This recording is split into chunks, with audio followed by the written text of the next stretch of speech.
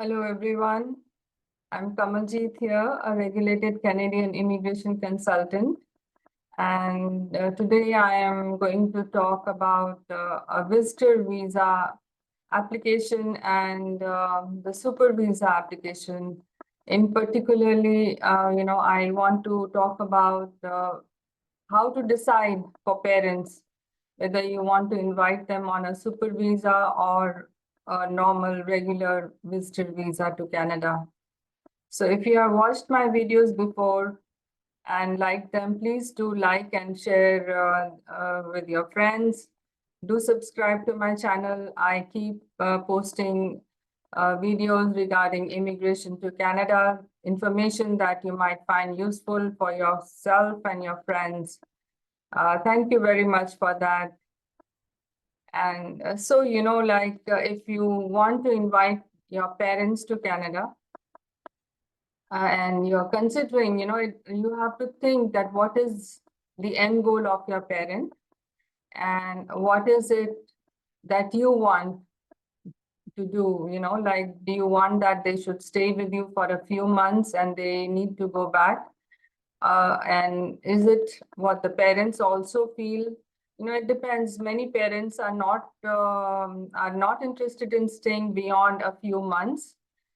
Some people even don't want to stay more than 2 months because they have a community back home. They have friends, they have relatives, they have their cultural activities, they have their religious practices, groups.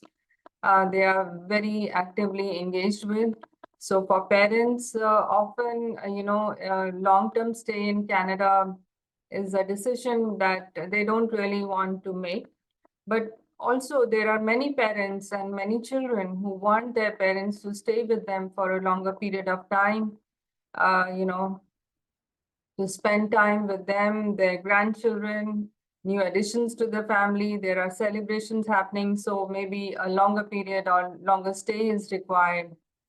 And so there are for parents and grandparents, there is an option of super visa where, if the inviter who is the child or the grandchild can send an invitation to the parent or the grandparent uh, to apply for something that is a super visa, which is a 10-year multiple entry visa.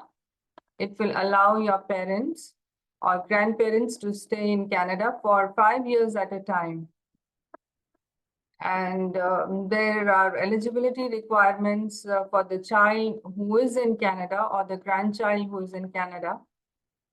He or she must have a certain minimum income to qualify for this, to invite the parent or the grandparent. So that income is for the past 1 year. And along with that, the parent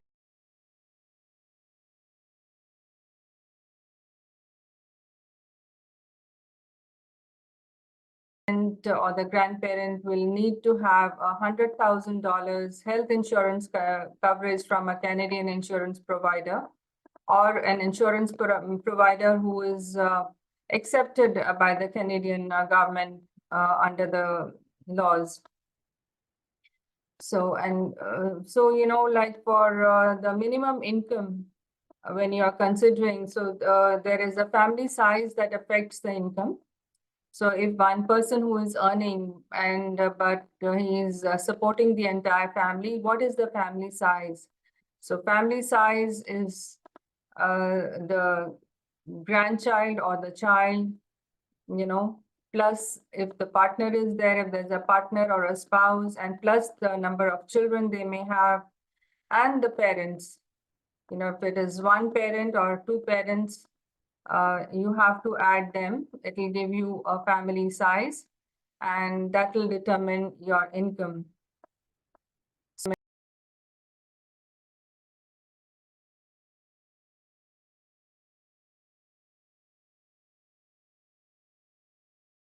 That it is called the minimum income, low income, or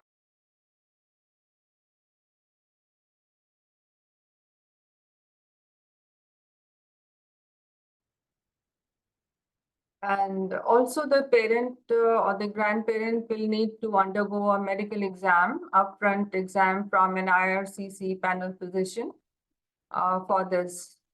There are other documents also required which are more generic, but once you are applying for this, then you will get to know what other documents, but these are the main things that you need to be wary of for a super visa. And for the visitor visa, this will allow your parent to stay in Canada for a maximum period of 6 months at a stretch. And then and 30 days before that, you can apply to extend the stay if you want to do that. The parent wants to stay longer. And so you can extend the stay, and then you will get something that is called a visitor record if the application is approved. And for this, there is no requirement for a minimum income or any medical insurance. And if you want to discuss in detail, you can definitely schedule a consultation with me. And definitely I've shared with you in my previous videos about what are the documents, how you can prove that you are a genuine visitor to Canada. So you will need to show your ties to your home country, the parents' ties, whatever documents that can support that. If they have a source of income, the financial statement, bank statement, and all those things I've shared in my previous videos. You can take a look at that. And definitely, if you have any questions, you want to have a chat with me about this, you can book a consultation, and I'm happy to discuss more about this. Thank you. Do share this with your friends and anybody whom you feel will be interested and or wants to invite their parent to Canada. Thank you. I look forward to meeting you again in my next video.